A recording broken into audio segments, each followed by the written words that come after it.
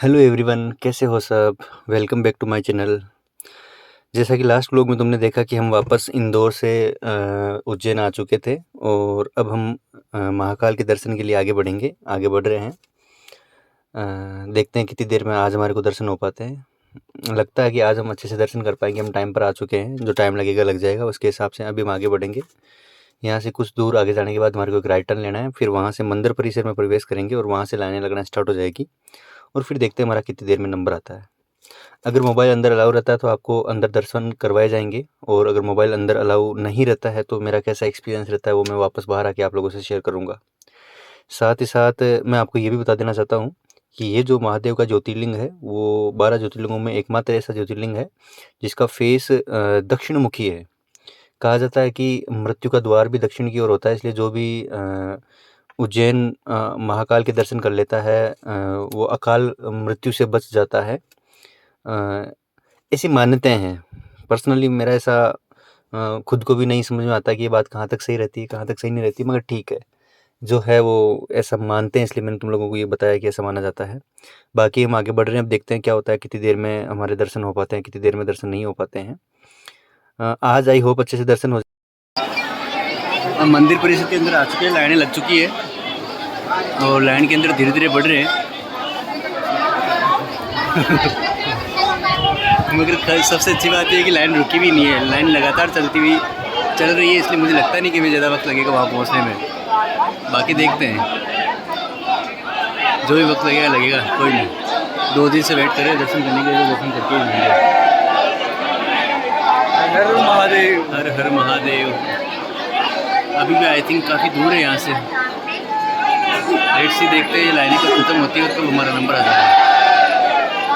ये इधर से जो लोग हैं वो ऑलरेडी दर्शन करके आ रहे हैं, एंड ये इधर पीछे लोग दर्शन करने के लिए आ रहे हैं। इधर भी पीछे इतनी लंबी लाइन है, ये मेरा बॉस, और आगे भी इतनी लंबी लाइन है।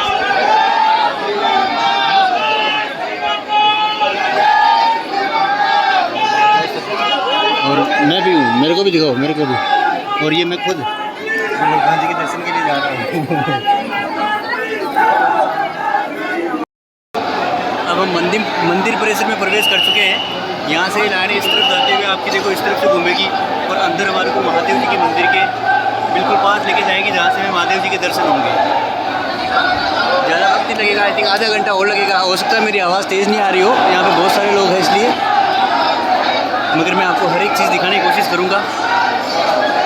इस तरफ से होते हुए हम बिल्कुल अंदर होते हुए महादेव जी के यहाँ जाएंगे। कितने लोग आ रहे हैं।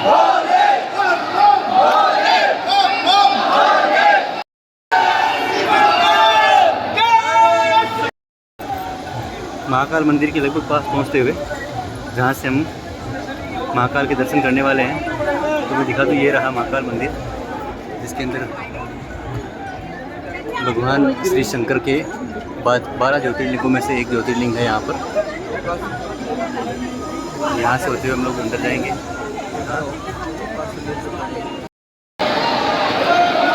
फाइनली वो क्षण आ गया है जिसके लिए हम 2 दिन से परेशान हो रहे थे। आज में महाकाल के दर्शन होने वाले हैं और यहाँ टीवी पे दर्शन करा जा रहे हैं, नीचे दर्शन भी है, बड़ा डिस्प्ले लगा हुआ है, आप देख सकते हैं।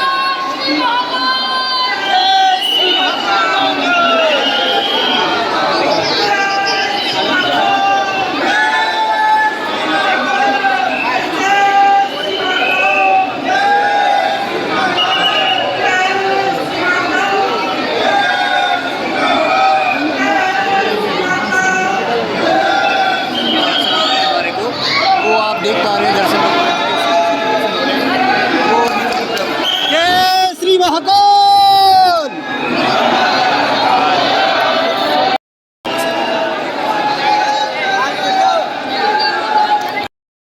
अब हम आते हैं महाकाल लोक को विजिट करने के लिए। महाकाल लोक के अंदर महाकाल की पूरी नगरी या महाकाल की दुनिया को दर्शाया गया है, जिसकी शुरुआत यहाँ से होती है। यहाँ है शंकर भगवान, कृष्ण भगवान और काली माता की बड़ी बड़ी मूर्तियाँ या प्रतिमाएं कहूँ। एंड यहाँ से आगे चलेंगे तो आप गणेश जी दिखेंगे, तो वहाँ से फिर आगे बढ़ेंगे तो दिखेंगे जो मैं आगे बढ़ के तुम्हें दिखाता हूँ। यहाँ कुछ इस प्रकार के नज़ारे हैं, देखते हैं क्या होता है। अभी आपको मैं दिखाता हूँ महाकाल की एक बहुत बड़ी मूर्ति, जिसके अंदर महाकाल जिस नाग की छांव में रहा करते थे, उस नाग की एक प्रतिमा दिखाता हूँ मैं आपको। वो प्रतिमा कुछ किस प्रकार के दर्शन देगी आपको देखना, मैं दिखाता हूँ आपको। ये प्रतिमा कुछ इस प्रकार की है। ये रहा वो नाग जिसकी छांव में महाकाल हमेशा साधना किया करते थे।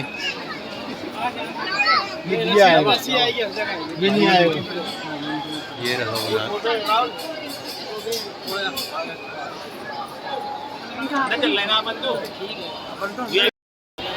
ये है बजरंगबली जी। महाकाल लोक के अंदर और भी बहुत सारी प्रतिमाएं बनाई गई है, जिनको देख के बड़ा ही मनमोहक सुंदर हो जाता है। ये देखो आप, मैं तो जानता भी नहीं हूँ ये कौन कौन से भगवान है, इतने सारे भगवान है। ये काली माता है जिनकी सेवा के अंदर सब लगे हुए हैं, शुरू से लेकर लास्ट तक सारे प्रतिमाएं मैं आपको दिखा सकता हूँ एक एक। आई थिंक वो मोर वाले कार्तिकेय हैं, और ये अपने Ganesh ji, I don't know, मैं नहीं जानता कौन कौन है, मगर ये सारे के सारे लोग हैं जो काली माता की पूजा करने में लगे हुए हैं। That's it. महाकाल लोक के अंदर आगे एक मूर्ति और आ रही है, जिसके अंदर दिखाया गया है कि किस प्रकार से शंकर भगवान के सर पे माता जी तांडव या कर रहे हैं, या कहूँ तो पूजा कर रहे हैं, और दोनों और ऋषि मुनि और शेर नार वगैरह सब उनकी पूजा कर रहे हैं। क्या ही शानदार मनोरम दृश्य है, जो ये बताता है कि किस प्रकार से लोग एक दूसरे से शंकर भगवान की माता जी के फैन हुआ करते थे। तो महाकाल लोक का ये जो गलियारा है, इसकी लंबाई लगभग 900 मीटर है, और इसके अंदर जगह जगह ऐसे आराम करने के लिए, विश्राम करने के लिए ढेर सारी सीट्स बनी हुई है, अच्छी अच्छी जगह बनी हुई है। इसके अंदर लगभग 900 स्तंभ है, और यहाँ पर महादेव की और उनसे रिलेटेड सारी लगभग 93 मूर्तियाँ हैं। और ये इधर एक झील है जिसके किनारे पर यह बनाया गया है, और जो आपका महाकाल का मंदिर है वो शिप्रा नदी के किनारे पर बनाया गया है। तो इस महाकाल लोक के गलियारे के अंदर अपन आगे बढ़ेंगे तो अपन को हर तरफ ढेर सारी मूर्तियाँ दिखेंगी, और उन सब मूर्तियों का अपने आप में एक इतिहास रहने वाला है। तो अभी आगे चलते हैं तो हमारे को कुछ इस प्रकार से चीज़ें नज़र आती है, जिनके अंदर आगे और आने वाली मूर्तियों के बारे में मैं आपको डिटेल के अंदर जानकारी देने की कोशिश करूँगा कि कौन सी मूर्ति का क्या महत्व है, कौन सी मूर्ति हमारे को किस बारे में जानकारी दे रही है। जैसे आगे आपको कुछ मूर्तियाँ दिखाई देना स्टार्ट हो गई होगी, फिर से बड़ी बड़ी मूर्तियाँ हैं। पूरे महाकाल गलियारे में घूम के आपको सभी मूर्तियों को अच्छे से दिखाऊँगा, एंड मैं भी उनके बारे में जानूँगा, उनका इतिहास जानूँगा। क्या ही खूबसूरत जगह है। यहाँ इन मूर्तियों के बारे में जानने के बाद काफ़ी अच्छा ऐसा लगता है कि जैसे कि चलो ठीक है, बहुत अच्छी जानकारी अपन ने प्राप्त की है। लेट्स अब जो दिखाई दे रहा है वो घटना का नाम है समुद्र मंथन, जिसके अंदर शंकर भगवान एक विष पी रहे हैं। देवताओं और दैत्यों में एक बार युद्ध हुआ था, तो राक्षसों का बल ज़्यादा होने के कारण देवताओं ने विष्णु भगवान की राय से समुद्र मंथन किया था, जिसके अंदर विश्व भर की औषधियों को डालकर नाग को एक रस्सी के रूप में लेके एक पहाड़ पर यह मंथन किया गया था, जिसमें 7वें नंबर पर अमृत निकलता है। मगर उससे पहले सबसे पहले जो निकला वो था कालकूट नाम का एक विषैला जहर, जिसकी उपस्थिति मात्र से पूरा ब्रह्मांड समाप्त हो सकता था। तो विष्णु भगवान ने कहा कि ये जहर केवल शंकर भगवान पी सकते हैं, महादेव पी सकते हैं। तो सारे के सारे देवता जहर को लेके कैलाश गए। शंकर भगवान ने इस जहर को पिया, बोले अगर बाहर रहेगा तो ब्रह्मांड खत्म हो जाएगा, अंदर मैं समाप्त हो जाऊंगा। तो उन्होंने इस जहर को अपने कंठों में रोका, जिससे कि उनके कंठ नीले पड़ गए थे, और तभी से शंकर भगवान को नीलकंठ के रूप में जाने लग गया था। इनका एक नाम नीलकंठ भी होता है। और इस पूरी घटना का नाम था समुद्र मंथन, जिसको एक विशाल और एक बहुत बढ़िया खूबसूरत चित्र के अंदर दर्शाया गया है। यहाँ पे आप देखेंगे कि सरस्वती माता को दिखाया गया है, किस तरह से वो वंदना करती है और पिकॉक की सवारी करती है, और किस प्रकार से वो भक्ति में लीन है। इधर आप देखेंगे तो एक मूर्ति जो अंडर कंस्ट्रक्शन है, उसके अंदर दिखाया गया कि लंकेश, हम बोले तो रावण ने पूरे शिव की फैमिली को, कैलाश पर्वत को अपने सर पे उठा रखा है लंकेश ने, जो कि भगवान शिव के सबसे बड़े भक्त भी कहलाए जाते थे। इस तरफ आप देखेंगे तो मुझे नहीं समझ पाया कि ये सीन है। यहाँ पे कुछ एक घोड़ों का सीन है, जिसके अंदर ये कुछ देखिए दौड़ रहे हैं, क्या दौड़ रहे हैं, कैसे दौड़ रहे हैं, अभी दिखाता हूँ मैं नज़दीक से जाके आपको कि ये वाला क्या सीन है और क्या बता रहा है। ये देखिए यहाँ पे कोई ऐसा सीन है जिसके अंदर कोई एक घोड़े के ऊपर बैठा है, नीचे एक शेर है जो उनको काटने को दौड़ रहा है, और पीछे कोई उनको बचाने की कोशिश कर रहा है। ये कुछ ऐसा यहाँ पे का स्ट्रक्चर है। अभी आगे चलते हैं और एक खूबसूरत मूर्ति के बारे में और जानते हैं, जिसके अंदर शंकर भगवान की शादी का सीन दिखाया गया है। किस प्रकार से शंकर भगवान माता पार्वती से शादी करने जा रहे थे तो ऐसा हुआ था। इस मूर्ति के पीछे ये कहानी है कि जब शंकर भगवान अपनी शादी के लिए माता पार्वती के घर गए थे, तो उनकी माँ मीना जी ने उनका स्वागत किया था। उस दौरान उनका श्रृंगार देख के उनके हाथ से थाली छूट गई थी, तो सबको ऐसे लगा कि महादेव को क्रोध आ जाएगा, गुस्सा आ जाएगा और वो शादी छोड़ के चले जाएंगे। मगर ऐसा कुछ नहीं हुआ, जो ये दर्शाता है कि अहंकार के साथ कभी भी किसी दाम्पत्य जीवन को नहीं बसाना चाहिए। शंकर भगवान ने ऐसा कुछ नहीं किया, उन्होंने कहा शादी मेरे को करनी है। एंड मैं अपने बारे में क्या सोचता हूँ वो ज़्यादा इम्पोर्टेंट है। इसके अंदर साफ साफ कुछ अच्छे अच्छे नज़ारे, मैं नहीं जानता ये किनकी है, बट आप देख पाएंगे। ये एक मूर्ति का यहाँ पर स्थापित की गई है। ये महादेव की पूरी दुनिया है, जिसको महाकाल लोक कहा जाता है। ये उज्जैन के अंदर बनाया गया है और बड़ा ही खूबसूरत बनाया गया है, जिसके अंदर आने से हमारे को यहाँ आगे एक और खूबसूरत नज़ारा है, जिसमें दिखाया गया कि माता पार्वती किस प्रकार महादेव के सर पे चंद्रमा पर होती है। कहा जाता है कि समुद्र मंथन में जो विषैला जहर शंकर भगवान ने पिया था, जो उनके कंठों में अटक गया था, उसके कारण शंकर भगवान के शरीर का तापमान बहुत ज़्यादा बढ़ गया था। तो देवताओं के सबके रिक्वेस्ट पर, माता जी के रिक्वेस्ट पर, यह कहा गया था कि आप अपने सर पर चंद्रमा धारण कर ले, ताकि आपके शरीर का टेम्परेचर मेंटेन रहे, शीतलता रहे। इसलिए शंकर भगवान ने चंद्रमा अपने शरीर पर धारण किया, सर पे धारण किया। आगे आपको शंकर भगवान का पंचमुखी रूप दर्शाया गया है, जिसको मैं करीब से दिखाऊंगा अभी।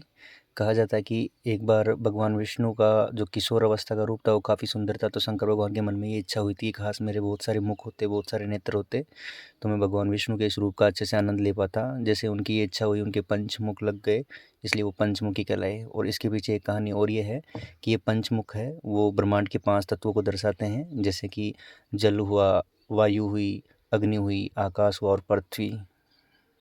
अब आपको एक और मूर्ति दिखाई दे रही है, जो कि है काल भैरव की। ऐसे कहा जाता है कि जो भी महादेव के दर्शन करने आता है वो काल भैरव के दर्शन करता है।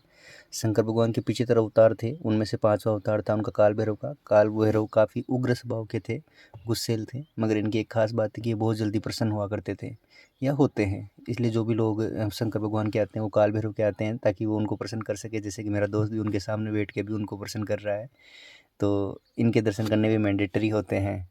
जब इनके दर्शन कर लिए जाते हैं तो आपके महादेव का आना सफल माना जाता है कि चलो ठीक है। इसलिए आप जितने भी महादेव के मंदिरों में जाएंगे तो आप देखेंगे कि उनके पास आपको काल भैरव या भैरवनाथ का मंदिर अवश्य दिखाई देगा।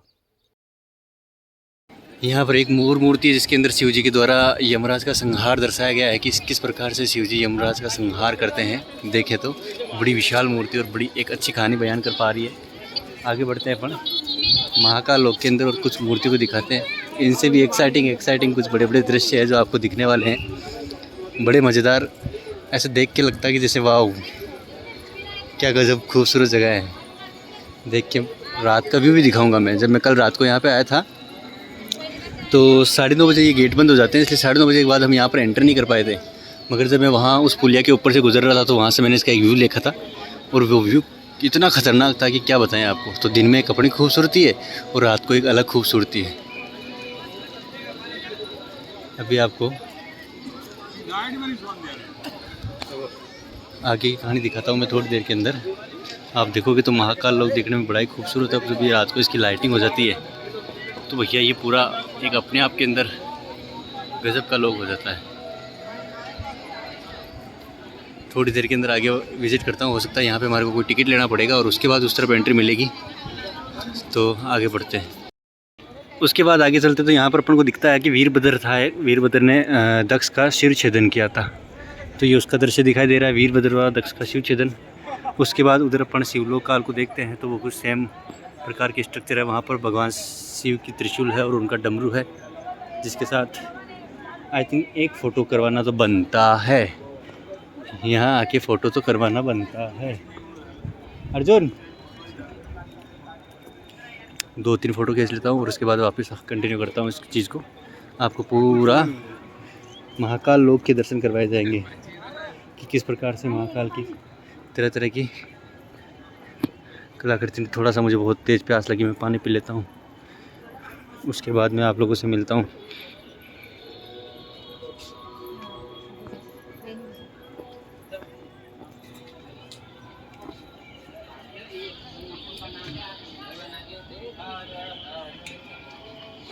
मेरे किस पानी इन सब में पानी ख़त्म हो रखा है, ये शिव का त्रिशूल है और ये शिव का डमरू है, जिसकी बड़ी खूबसूरत सी एक छवि बनाई गई है यहाँ पे। चलो आपको कुछ और दिखाता हूँ। है क्या पानी है क्या? मेरा दोस्त मेरे को पानी पिलाने में लगा हुआ है, बोले कैसे, जैसे मेरे को 2 घूंट पानी मिल जाए ताकि मैं ब्लॉग बना सकूँ अच्छे से। और उन्होंने मेरे लिए पानी कलेक्ट किया है, बहुत इनफ। इधर यहाँ चलते हैं और ये उनका सरोवर जहाँ पर शिव जी बैठे हैं बहुत सारे शेर के बीच में और कर रहे हैं अपनी पूजा पूजा पूजा पूजा। देख पाओ आप अच्छे से। वाह वाह वाह शिव जी, वाह शिव जी, वाह क्या बात है। बड़ा ही मनोरम सा और खूबसूरत सा दृश्य। अगर यहाँ पर रात को लाइटिंग होती तो ये बहुत चमकता है और बहुत बढ़िया कहानी बयान करता है। लास्ट सेक्शन, ये लास्ट सेक्शन बचा है महाकाल लोक का, जिसके अंदर यहाँ पर है कार्तिकेय प्रभु, भगवान शिव के बड़े पुत्र कार्तिकेय। एंड अगर आप इस साइड चल के देखेंगे तो आपको त्रिपुरासुर संहार, इस तरफ उनके दूसरे पुत्र, छोटे पुत्र गणेश जी। एंड यहाँ पर एक सबसे बड़ा सीन दिखाने वाला हूँ मैं। महादेव पुत्र भगवान कार्तिकेय द्वारा ताड़कासुर का वध करने के बाद उसके पुत्रों ने देवताओं से प्रतिशोध देने का प्रण लिया। उसके तीनों पुत्रों को संयुक्त रूप से त्रिपुरासुर कहा जाता था।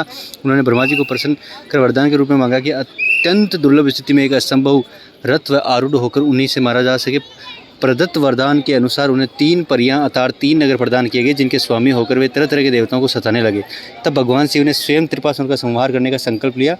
तदुपरांत उनके लिए विशेष रथ, धनुष तथा अमोघ बाण का निर्माण किया गया। सूर्य और चंद्रमा के रथ के पहिए बने, ब्रह्मा सारथी धनुष और सर्ववासी शिव के धनुष के पंत्यास बने। उसके बाद विष्णु जी, वायुवेग, अग्निदेव, यमदेव सहमित थे। उनके दूरकारी उज्जैन का चयन किया गया। महादेव ने उस पर विशेष रथ पर सवार कर तीनों पुरियों को, असुरों का नाश किया। इस तरह त्रिपुरासुर का संहार हुआ। एक आप स्क्रीनशॉट लेकर आराम से पढ़ सकते हो, इसको ध्यान से पढ़ सकते हो। काफ़ी बड़ी कहानी है जो त्रिपुरासुर का संहार किया गया है इसके अंदर। कार्तिकेय ने जब राक्षस का वध किया था तो उसके बदले के अंदर ये कहानी हुई थी। क्या ह्यूज स्ट्रक्चर है, आप देख पाएंगे यहाँ पर किस प्रकार से महादेव के द्वारा त्रिपुरासुर संहार किया गया, जिसके अंदर सूर्य, चंद्रमा, अग्निदेव, वायुदेव सब ने मिलकर एक योगदान दिया और किस प्रकार से तीनों की गर्दन भगवान शिव ने अलग कर दी, जो भगवान शिव के बड़े पुत्र कार्तिकेय को मारने आए थे। देख सकते हो तीनों की गर्दन किस प्रकार से अलग कर दी है। क्या बड़ा संहार का दृश्य दिखाया गया है, देखते ही मन मोह लेने वाला दृश्य है, जिसको मैं चारों तरफ से दिखाना पसंद करूँगा। आपको पीछे से दिखाता हूँ कितना बड़ा रथ है, जिसके अंदर सूर्य देव काम चल रहा है। इसके अंदर वाह,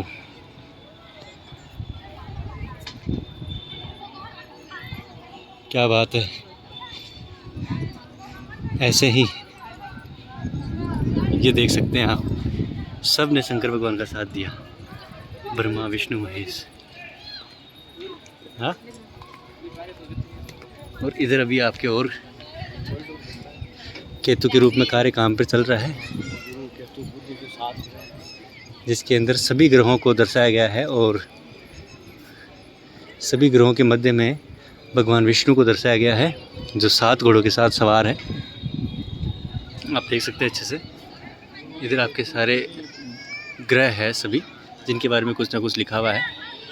तो इस प्रकार से ये बड़ा सा महाकाल लोक देखने को मिला, जिसका मैं अंत करूँगा इस ह्यूज से दृश्य से, जिसको देखते ही पूरा ऐसा लगता है कोई भयंकर सीन क्रिएट हुआ है।